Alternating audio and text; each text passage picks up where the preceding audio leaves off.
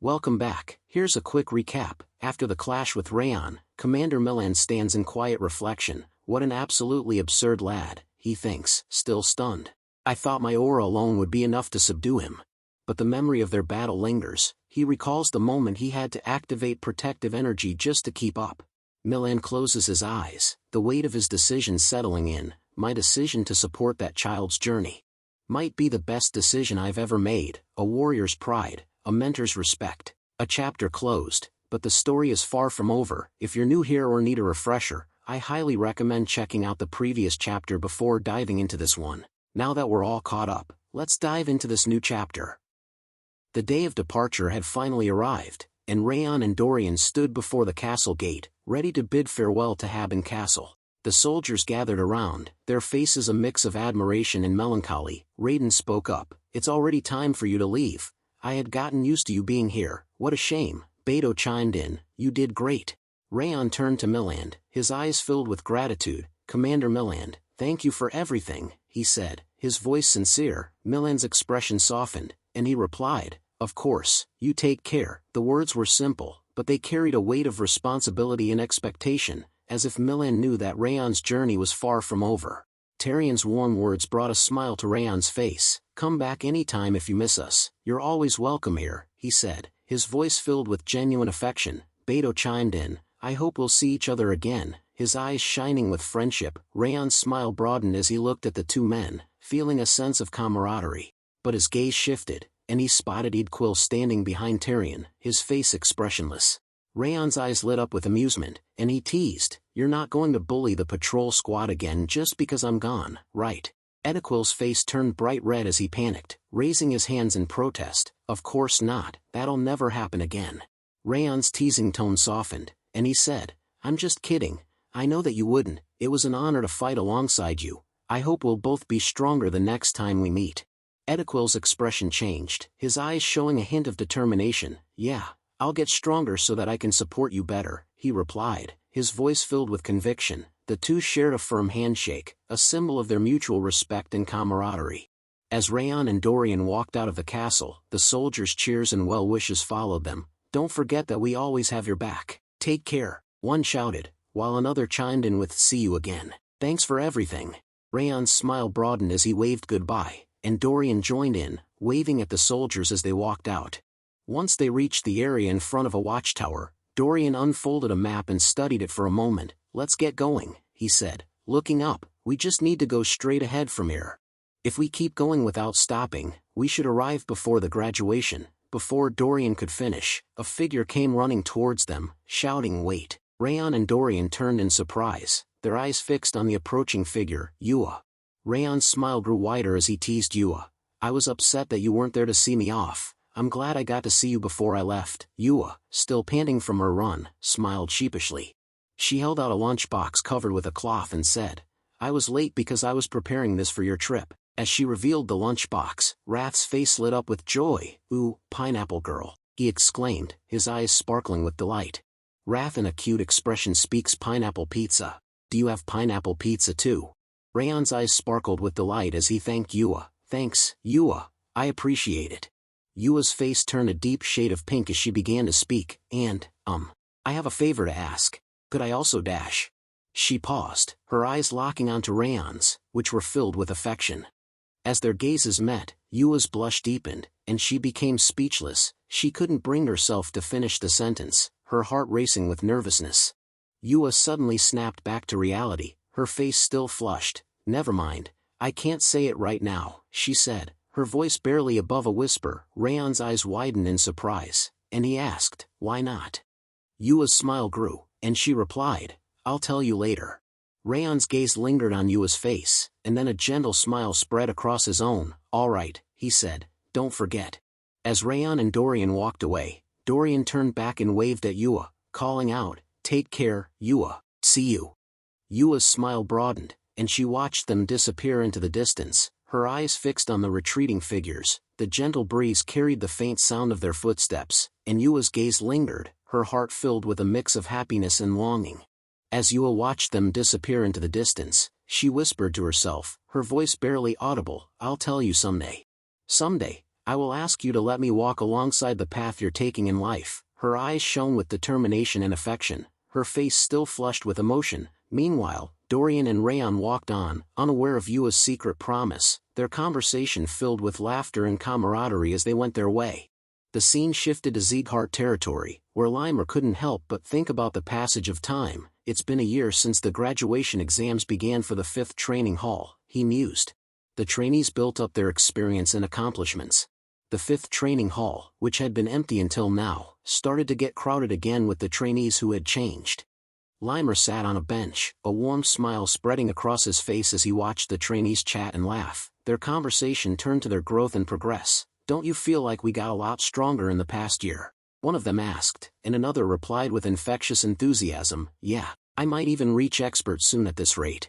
A hint of doubt crept into one trainee's voice. "I wonder how much stronger the other guys are now." Limer's smile deepened, filled with pride as he listened to their conversation. As Limer in his thoughts, one of trainees called out, "Instructor Limer. Young Master Raon, what about him?" One of the trainees spoke up, worry etched on their face. "Tomorrow is graduation." Another one chimed in, "I'm worried that something might have happened to him." With a gentle scratch of his head, Limer reassured the trainees, "Haven't you guys known Raon long enough? You think he's the type to get kidnapped or something? Stop worrying for no reason and prepare for the graduation ceremony instead. I'm sure he's fine." The trainees looked sheepish, and one of them mumbled, "Right." Limer nodded, "Yeah, now go." With a chorus of acknowledgements, the trainees turned to leave, their voices fading into the distance as they called out, "Thank you, and then we'll get going." Limer watched them go, a warm smile on his face. Limer's frantic call pierced the night air as he ran towards the butler. "Lowen, help, Lowen," he exclaimed, his voice laced with desperation. Lowen's expression turned sympathetic as he gazed at Limer. "Goodness," he said softly, "there isn't anything I can do." Limer collapsed to the ground, laying near Lowen's feet, and burst into tears. "But Raon and Dorian haven't come back," he wailed, his voice cracking with worry. "Tomorrow's graduation ceremony. Raon should have been back a month ago." The weight of his concerns poured out in a heartbreaking plea. Limer's face contorted in despair as he knelt beside Butler Lowen at the cliff's edge, overlooking the Patriarch's palace. "Why don't you sneak a letter out like usually?" Lowen suggested, but Limer shook his head, tears streaming down his face. "I would have if I could," he sobbed. "But the Heavenly Sword Order is guarding the Shadow Society." The memory of his failed attempt to infiltrate the Shadow Society flashed before his eyes. The reinforced guards, the treacherous paths, and the traps set in the ceilings. "The way I could have snuck in through has been blocked completely," he exclaimed, his voice trembling with frustration. "They even put traps on the ceiling." Butler Lowen's expression was sympathetic, but his words carried a hint of resignation. "I would love to tell you anything I know, but I'm not getting any information on the young master because of you." Limer's eyes widened in surprise. Still." Lowen's gaze fell. "Yes, the Patriarch considers information regarding the young master very high class. He doesn't even tell me much these days." The memory of his own attempt to inquire about Raon's situation to the Patriarch flashed before his eyes, and Limer's face twisted in sadness and frustration. That bad. If he cares about his grandson that much, why doesn't he just show that affection to his face? This is some stalker behavior." Limer's voice rose, his words laced with bitterness and helplessness. This is so frustrating." Butler Lowen's worried call echoed through the air as Limer sprinted down the cliff. "Wait, where are you going?" Limer's response was laced with determination. "I'm going to ask the Patriarch myself. It's not like he's going to kill me for it. I'll let you know what he says," he called out, waving his hand in a farewell gesture. Lowen's face remained expressionless as he watched Limer disappear into the distance. He turned back towards the palace, awaiting the inevitable outcome. Suddenly, Limer's painful screams soon filled the air, accompanied by the unmistakable sounds of a severe beating. Lowen's face contorted, and he covered his eyes with his hand, as if he knew this would happen. In the grand halls of Zieghardt's central martial hall, the eldest son of the Patriarch posed a grave question to his butler. Raon might be dead. The butler's expression was somber as he detailed the situation. "He was supposed to return a month ago, so we sent a group to check in on him. But there was an unexpected wave, so they were unable to approach Haben Castle." The butler's voice was measured, conveying the gravity of the situation. "The wave was stopped, but seeing as they couldn't get a hold of Raon and his group, we're assuming that he's either heavily injured or dead." Instructor Limer was so anxious that he even went to see the patriarch about it. The eldest son's response was devoid of warmth, his voice dripping with disdain. Nice, he'd always been a bother, I'm glad he's gone without me having to do anything. The butler leans in, voice laced with curiosity, but I heard he protected Haben Castle against the blue spirit. So I'm wondering, was it Eden that attacked him? Eden sparked a calculating glint in the eldest son's eye. That's possible, I'm sure he was a nuisance for them too. The butler's question hung in the air, a glimmer of doubt still present. However, it's not certain that he's dead, if he comes back alive tonight. The eldest son's response was laced with confidence, bordering on arrogance. It doesn't matter even if he does. He elaborated, his words dripping with ruthless calculation. Unlike usual tests, Limer's graduation exam evaluates a trainee's yearly progress and uses it to determine whether they can be officially promoted to swordsman. This process can take anywhere from a few days to over a week. Tomorrow's the graduation ceremony, so even if he comes back tonight, he can't get qualified. The butler's eyes widened slightly, a silent I see escaping his lips as the weight of the situation sunk in. The eldest son's smile was a mask of calculated amusement as he spoke to the departing butler. Well, I'd still be entertaining to see his disappointed face when he learns he failed. Report to me right away if you learn anything new. The butler's obedient yes sir trailed behind him as he exited.